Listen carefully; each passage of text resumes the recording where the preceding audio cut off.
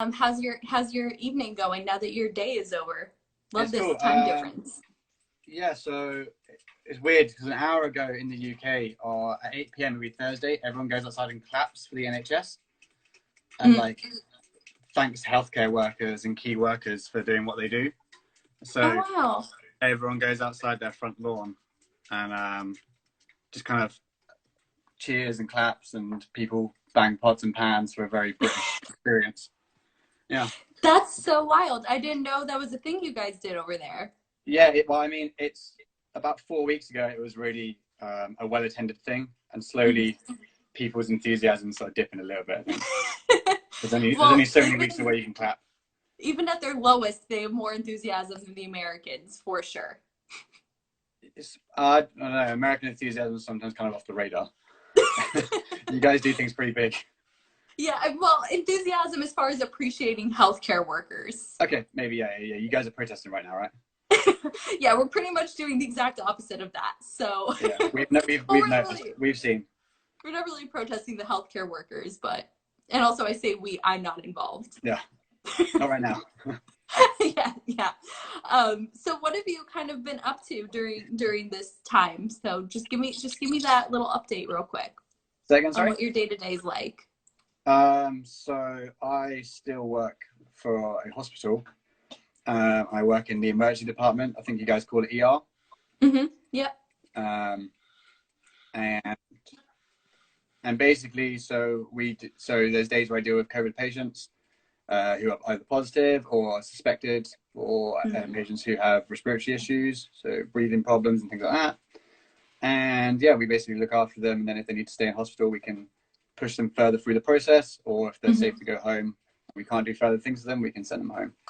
So it's kind of it's a weird opposite to band world for sure.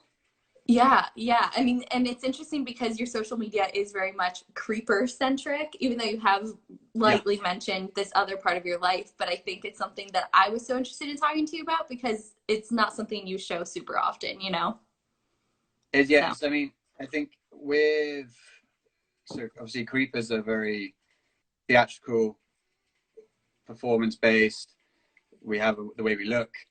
For me to turn up in blue scrubs and look, I also cared for 30, of all ages kind of patients. It's kind of they don't sort of coexist very well.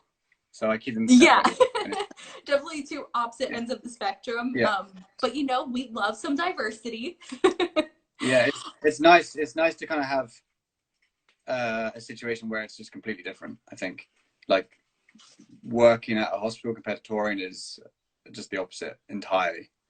Yeah. There's nothing the same. I mean, I'm sure it's kind of a heavy atmosphere there right now as well. So to be able to come back and have Creeper, and especially with so much exciting stuff that is in the works with the band, you kind of are able to balance it out a little bit, huh? Yeah. Would you say? I'm very much like I cannot wait to get back to band stuff, basically. I do like healthcare work. I can see why. But I miss touring. Touring's kind of obviously what we like to do, and this is our year after having a year out of it all and then coming back. It's kind of COVID's kind of put a weird spanner in the works again. Yeah, I know there were some recent changes that were announced with the band as far as the album release getting pushed a little bit towards summer.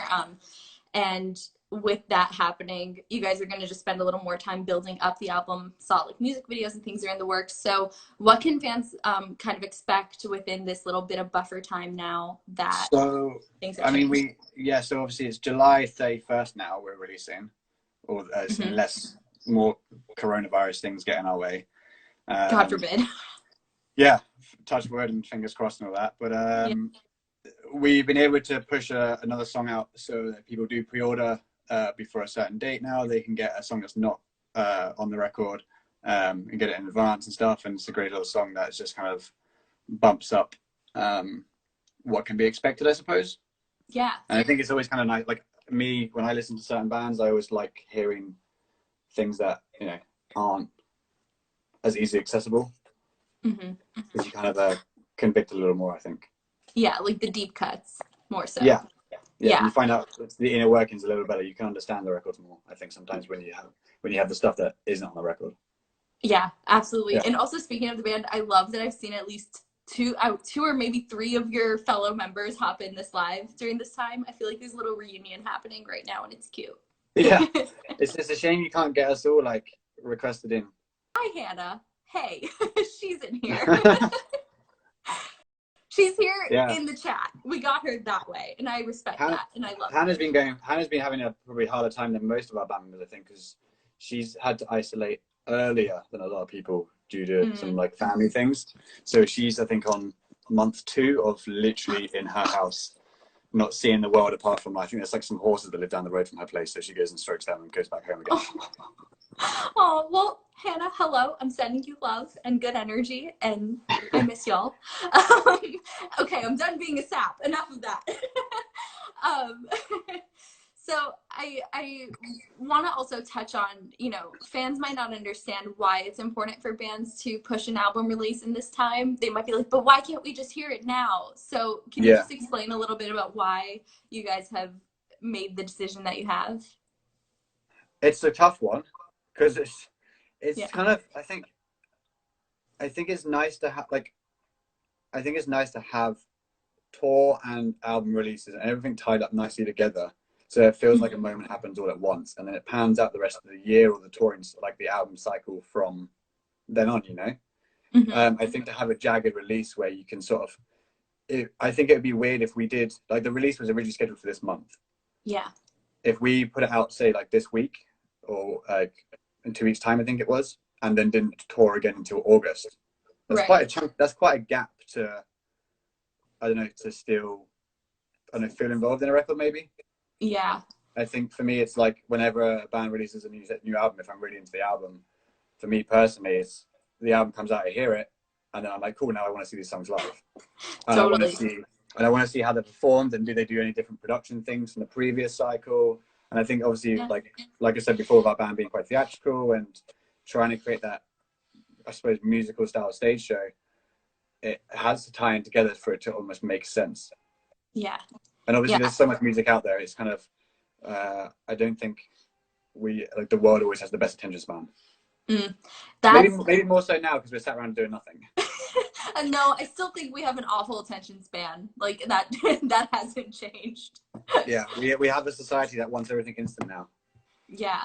I mean, yeah, you guys are a very elaborate band, and there are such great storylines, and the theatrics, as you say, especially live, play such a huge part in the band, that it will be really cool when hopefully we're able to hear the songs live and everything. And August is still pretty optimistic, would you say, for touring?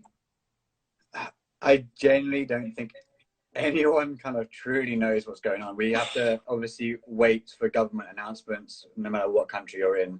I feel like our entire world is so in the air because of the international travel aspects and stuff. So obviously before August comes with the like the headline run, we were meant to be doing festival season in the UK and Europe, but obviously we now have to wait on international laws to see whether the festival's going ahead. Almost week by week, each are dropping off a little bit. So it's kind of it's a very up in the air, and all people can do is really react the best way they can and just try and plan ahead. I think it gives people hope to have things to look forward to. Yeah. There's a bunch of shows that I can't go to now that I'm like, crap, when's that going to happen? Or what were you looking forward to? Well, the My Chem shows in the UK were going to be fun. There was I had a ticket for that.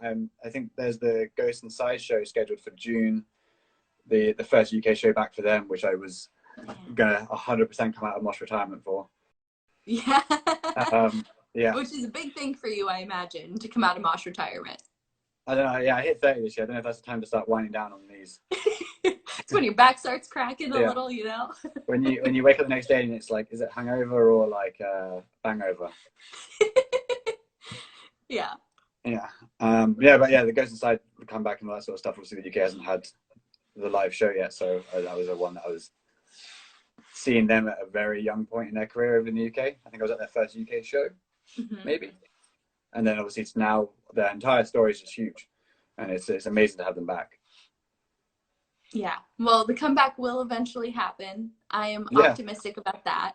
But kind of a bit of a segue here. You were talking about how all we can do is kind of wait and do our best with everything that's going on. So I want to get your opinion on what your thoughts are as far as how the punk rock community has reacted to these new regulations and things that have been in place because of COVID-19. What are your thoughts on just like the way the music scene has been handling everything? I think generally, like, I think everyone's done pretty amazing. It's you know, I've seen obviously with Taylor and Frank doing the Nomads thing. That's pretty fucking cool. Yeah, yeah. For anyone who doesn't know, it's they're doing basically they're raising money for the touring crew that are all out of work right now. Sorry, go continue. No, that's a perfect little pop it in there.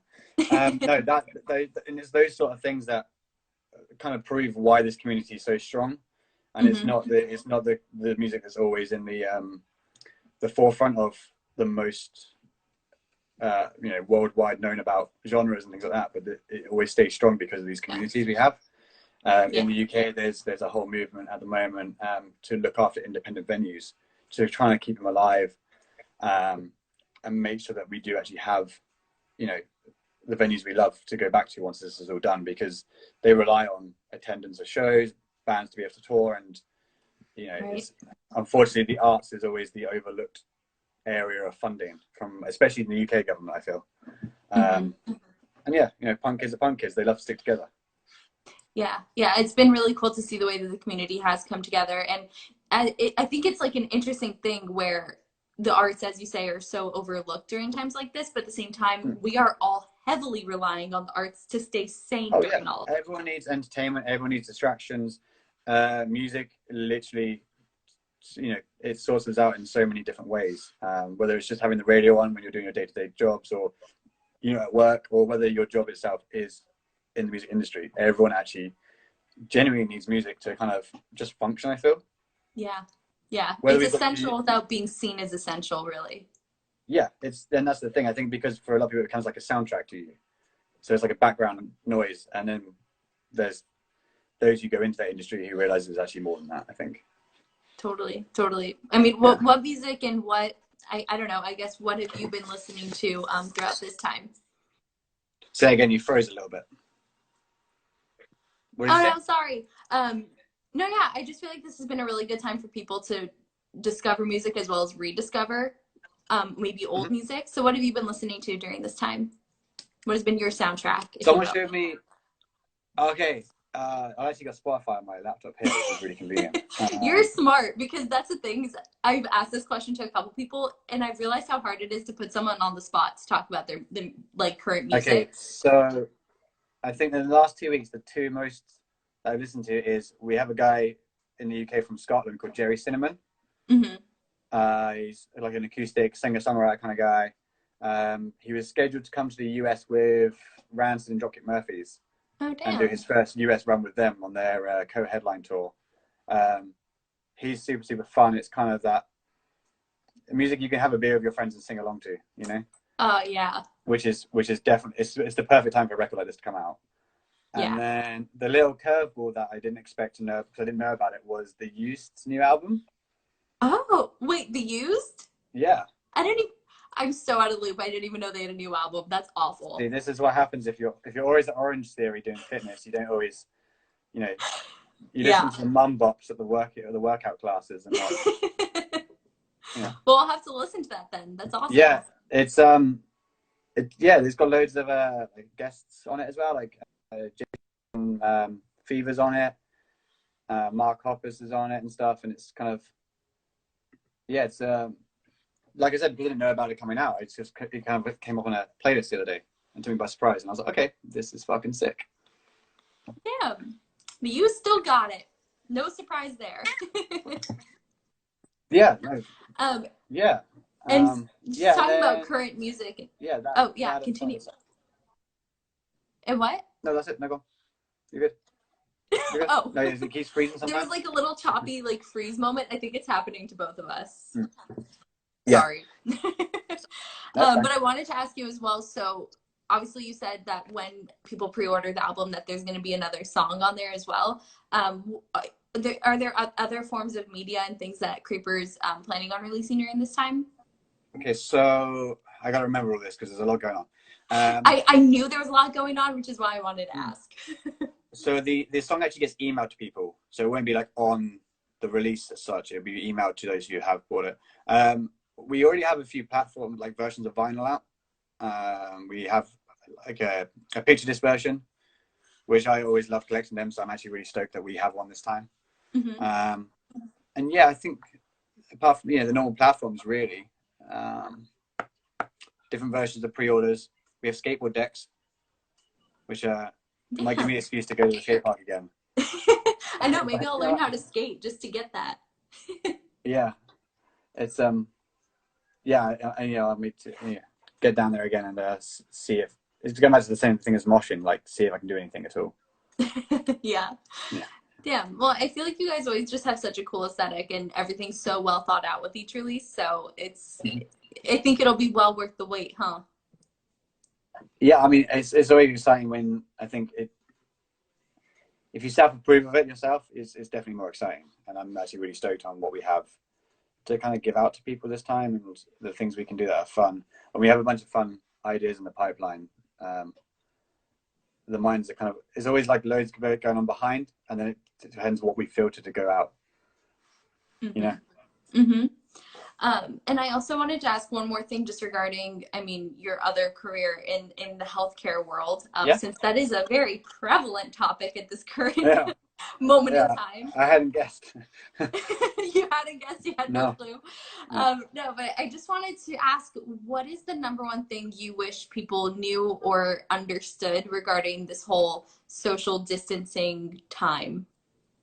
That it is a thing. It is a real thing. It's not, I don't believe it's a 5G thing. I don't believe, I've seen the decline in the health of people quite drastically. And it's weird how, some people can look quite okay, but their, like their stats and the numbers just don't add up to be in a healthy position. And that's enough for me to realize that this is not like a government conspiracy thing. I mean, if it is, then I'm going to be shocked as fucking hell. But it is truly real. It's very, very real. The protection we have to wear is quite literally, people are putting their lives on the line, and I'm glad that a lot of people recognize that. It really is a nice thing. But it is for those who don't, it is a very, very serious thing. And those rules that are put in place by those governments, it's there for a reason. It's interesting to hear from you as well, because I think, people like me who have just been in isolation and been in our houses, it can feel like we're a little bit disconnected, like we're not 100%. Seeing it, so it's hard to understand it. So coming from you, someone who's living in it every day, it's a bit of a wake-up call. Yeah, my mom and dad both actually had it, and they had their 2 weeks at home to recover. Thankfully they don't have health complications, so they're okay now and stuff, but Good. It's an odd one because it doesn't affect like a very specific type of person. It can actually affect everybody, and even the healthiest can decline quite badly. So whichever way that result goes, unfortunately. Yeah, so the best thing everyone can do is wear a face mask when you go out, and when you're at home, just sit and listen to Creeper. Yeah, pretty much. I think that's a pretty good solution there. Although I will say, face masks, I think, if you put a face mask on, you have to wear it right. These are my tips, because it bugs me when I see people in public without them right. Okay. Like people who wear it, like not covering their nose. There's surgical ones, there's a certain way to wear it. If it's got a collar on it, you wear the collar side out. And normally there's a wire bit, you can fit it to your face better. If it's on, don't then go touch all the groceries and the shopping stuff and then touch your mask. Because that puts it on the mask. Yeah. And I think the number one thing I've learned is that people don't know much about cleanliness. No, they don't. I think for a while now, I've really thought that in schools, in the same way, like in the UK, we have sex education at certain times through like secondary school and your younger school years. I think there should be modules of like what happens when you go to hospital, what happens when you go to the emergency department, like a term per year, where it's just basic health and things you can do to maybe stop you going to hospital. And but yeah, face masks, wear them properly if you're going to wear them. Yeah, no, for real. I think coming out of all of this, that kind of education is going to have to start happening. I think that might be one of the changes we hopefully see. Yeah, and things I see people wearing gloves around the shops, and they'll wear the gloves the entire time, go and touch a bunch of things, grab their phone, put it to their face. It's almost redundant because you don't actually then wash your hands as much, I find. Right. So you can, do whatever makes you feel safe and listen to the guidelines you've been given. That's my best advice. What a guy. So much wisdom, so much information you hold. If you ask the questions that I know about, then it's fine. I mean, I'm not throwing you any curveballs, I don't think, and I don't plan on it, so it's fine. Please don't. It's too late. And I just even want to ask you, like, once things maybe start to become normal again, whatever this normal is, what are you most looking forward to getting back to? Okay, seeing my niece, because she was born in October, and so she's now 6-7 months old, and in that stage of, she's going to be absolutely massive compared to last time I hung out with her. So I want to do that. Yeah. I want to play some shows with my band. That'd be fucking great. I concur. Yeah, I think when like I said before, where we had a year out from doing shows, where you sort of get a bit tense about doing it again, and then when it's like, oh, we're back to it. Like we did a few shows with Baby Metal over in the UK in February, and I was like, oh yeah, we're back, we're doing our thing, and then it's like, oh, COVID. So yeah, that's kind of seeing my little niece and then playing some shows, I think. So was February the last time Creeper played a show? Yeah, the last time was I think it was in London with Baby Metal. Yeah. Which was you guys should just rent out a venue and just play to no one but stream it. Yeah. I mean there was was it Code Orange that did it? Yeah, I think so, yeah. And I saw there was the idea of putting 2 meter apart squares in venues and people just stay in their little boxes. But then Yeah, I also saw the idea of a drive-in concert. That actually looked quite fun, I thought. I thought so too. If I could just sit in my car and not leave, that's my dream. Yeah, and I've kind of taken to the sitting down at shows is an okay thing to do now. Yep. I used to judge those people, and I was like, what the fuck, you sit down? That's no fun. And then now I'm where I'm at. I'm like, actually, this is a comfy chair. Yep. I have reached that point as well. Until you come out of Mosh retirement, that is. Yeah. But that was an interesting point that someone else brought up is is it right to have concerts kind of half-assed when so much of what we look forward to is the energy and the camaraderie in the crowd, or should we just wait it out until we can do it right? I think any way of doing sort of a public space like a concert and stuff, it's not, if there's uncertainty about the spread of something like this, then anything that risks it being furthered in a worse way is not worth taking that risk. We want to be able to enjoy these shows in whatever capacity in the future. For most of us, there will still be that future, and it can happen. It's just patience. And then I'm kind of hoping that we become grateful again. Yeah. And we appreciate, I saw when my mum was sick and stuff, and I had to deliver some food shopping to her. I had to put it on the doorstep and run to the end of the garden and ring her to tell her that it's on the doorstep. And I was like, shit, that's probably the first time I've seen her and not hugged her. That's really fucking weird. Yeah.